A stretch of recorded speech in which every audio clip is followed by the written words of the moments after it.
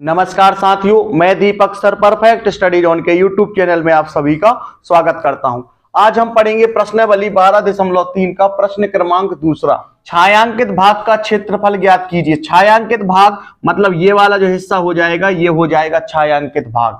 यदि केंद्र O वाले दो सनकेंद्रीय का मतलब हो जाएगा जिसमें केंद्र एक हो। यहां पर देखिए केंद्र एक है और यहां पर दो सनकेंद्रीय वृत्तों की त्रिज्याएं, एक वृत्त हो जाएगा ये वाला और दूसरा वृत्त हो जाएगा ये वाला। यहां पर देखिए दो सनकेंद्रीय वृत्तों की त्रिज्याएं क्रमशः 7 सेंटीमीटर। तो जो छोटा वाला जो वृत्त होगा इसकी जो त्रिज्या होगी वो होगी 7 सेंटीमीटर और 14 सेंटीमीटर है। तो छोटे वृत्त की जो त्रिज्या होगी वो हो जाएगी 7 सेंटीमीटर और बड़ा जो वृत्त है इसकी जो त्रिज्या होगी वो हो जाएगी 14 सेंटीमीटर। सनकेंद्रीय का मतलब क्या होता है, यहां पर दो वृत्त हैं लेकिन दोनों वृत्त का जो केंद्रक है या केंद्र है वो एक है। तो यहां पर इस वाले वृत्त का जो केंद्र है वो भी यहां पर है और इस वाले वृत्त का जो केंद्र है वो भी यहां पर है। तो ये हो जाएगा सनकेंद्रीय। तो यहां पर देखिए छोटे वृत्त की त्रिज्या 7 सेंटीमीटर हो जाएगी और बड़े वृत्त की त्रिज्या 14 सेंटीमीटर हो जाएगी। तो त्रिज्या को हम दर्शाते हैं R से, इसको हम मान लेंगे R1 और ये हो जाएगा R2। यानी छोटे वृत्त की जो त्रिज्या होगी वो होगी 7 सेंटीमीटर और बड़े वृत्त की जो त्रिज्या होगी वो होगी 14 सेंटीमीटर। इसके बाद यहां पर देखिए कोण AOC, यहां पर O जो है वो बीच में है यानी O पर जो है वो 40 अंश का कोण बनेगा। तो यहां पर देखिए AOC, तो यहां पर बन जाएगा 40 अंश का कोण। तो यहां पर देखिए दो त्रिज्यखंड बन जाएंगे, एक त्रिज्यखंड होगा OAC और दूसरा हो जाएगा OBD। तो इससे संबंधित जानकारी हम यहां पर लिख लेते हैं।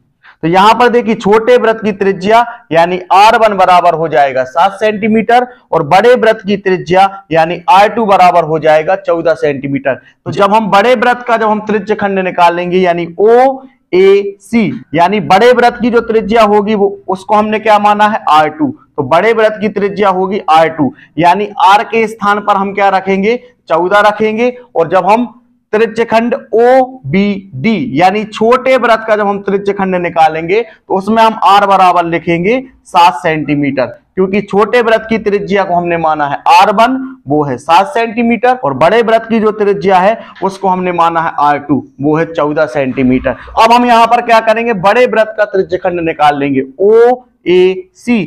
तो बड़े वृत्त का त्रिज्यखंड का क्षेत्रफल होता है θ/360 इंटू πr वर्ग। तो यहां पर देखिए थीटा के स्थान पर हम क्या लिखेंगे 40 लिखेंगे, क्योंकि यहां पर 40 अंश का कोण बन रहा है। तो यहां पर थीटा के स्थान पर आ जाएगा 40/360 इंटू पाई के स्थान पर हम क्या लिखेंगे, पाई का मान होता है 22/7। तो यहां पर आ जाएगा 22/7 इंटू, तो यहां पर हम क्या कर रहे हैं अभी बड़े वृत्त का त्रिज्यखंड ज्ञात कर रहे हैं यानी OAC, ये हो जाएगा बड़े वृत्त का त्रिज्यखंड। तो बड़े वृत्त की त्रिज्या को हमने क्या माना है R2 माना है। तो यहां पर हम क्या लिखेंगे 2 लिखेंगे यानी R2 का मान कितना है 14 सेंटीमीटर, यानी बड़े वृत्त की त्रिज्या कितनी है 14 सेंटीमीटर। तो यहां पर हम लिखेंगे 14 और इसका हो जाएगा वर्ग। इसके बाद अब हम इसको आगे हल करते हैं। 1 0 से 1 0 कैंसिल हो जाएगा, 4 एकम 4, 4 नाम 36। तो यहां पर हमको प्राप्त हो जाएगा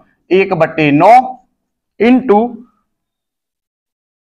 22/7 इंटू 14 गुणित 14। इसके बाद 7 एकम 7, 7 दूनी 14। तो यहां पर क्या हो जाएगा 22 गुणित 14 गुणित 2 और यहां पर बटे में आ जाएगा 9। अब हम क्या करेंगे इनका आपस में गुणा कर देंगे। तो यहां पर 22 गुणित 14 का गुणा जब हम 2 में करेंगे तो हमको प्राप्त हो जाएगा 28/9।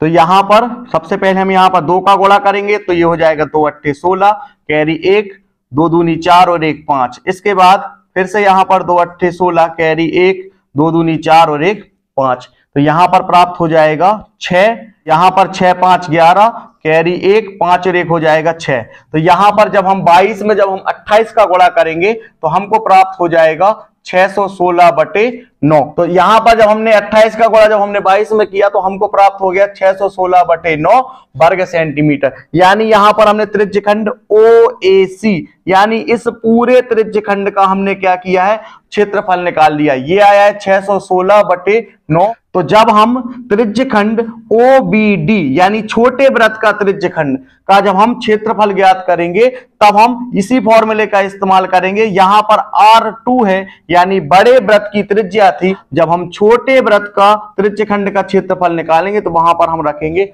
R1। तो हम क्या करेंगे, इसी फॉर्मूले की सहायता से हम त्रिज्यखंड OBD का क्षेत्रफल ज्ञात कर लेंगे। तो यहां पर त्रिज्यखंड OBD का क्षेत्रफल बराबर होता है θ/360 इंटू पाई r वर्ग। तो यहां पर छोटे वृत्त की त्रिज्या है और त्रिज्या को हमने R1 और R2 के रूप में लिखा हुआ है, क्योंकि यहां पर दो वृत्त की त्रिज्याएं दी हुई हैं। तो एक को हमने माना था R2 और एक को हमने माना था R1। छोटे वृत्त की त्रिज्या को हमने माना था R1, तो यहां पर आ जाएगा R1। इसके बाद थीटा के स्थान पर हम लिखेंगे 40/360 इंटू पाई के स्थान पर हम लिखेंगे 22/7 इंटू R1 का वर्ग यानी 7 का वर्ग। तो यहां पर आ जाएगा 7 का वर्ग। इसके बाद एक 0 से एक 0 कैंसिल हो जाएगा, 4 एकम 4, 4 नाम 36। तो यहां पर 1/9 इंटू 22/7 इंटू 7 का वर्ग है यानी 7 गुणित 7। इसके बाद एक 7 से एक 7 हो जाएगा कैंसिल, तो यहां पर प्राप्त हो जाएगा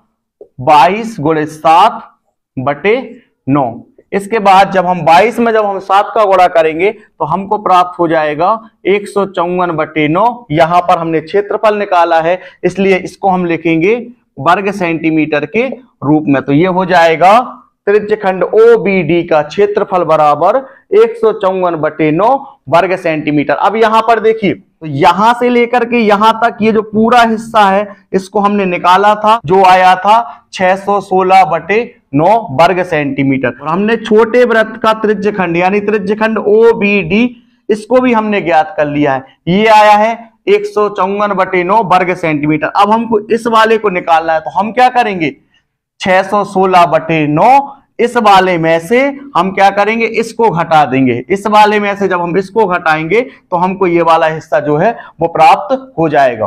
तो अभी आपको क्या करना है, वीडियो को रोक करके अभी आपको यहां तक नोट्स कंप्लीट कर लीजिए। इसके बाद इस सवाल को हम आगे हल करते हैं। तो यहां पर छायांकित भाग का क्षेत्रफल निकालना है, तो हम क्या करेंगे, त्रिज्यखंड OAC का क्षेत्रफल में से हम क्या करेंगे, OBD का क्षेत्रफल को घटा देंगे तो हमको ये वाला हिस्सा प्राप्त हो जाएगा। तो यहां पर त्रिज्यखंड OAC का क्षेत्रफल हम निकाल चुके हैं, ये आया है 616/9। इसके बाद माइनस त्रिज्यखंड OBD का क्षेत्रफल हम निकाल चुके हैं, ये आया है 154/9 बराबर। इनके जो हर हैं वो समान है, तो इनको हम लिखेंगे एक बार और यहां पर 616 माइनस 154। तो जब हम यहां पर 616 में से जब हम 154 को घटाएंगे तो हमको कितना प्राप्त हो जाएगा, 6 में से जब 4 जाएंगे तो यहां पर बचेगा 2, 1 में से 5 जाता नहीं तो इससे ये उधार ले लेगा, तो यहां पर हो जाएंगे 11 और यहां पर बचेंगे 5। तो 11 में से जब 5 जाएंगे तो यहां पर बचेगा 6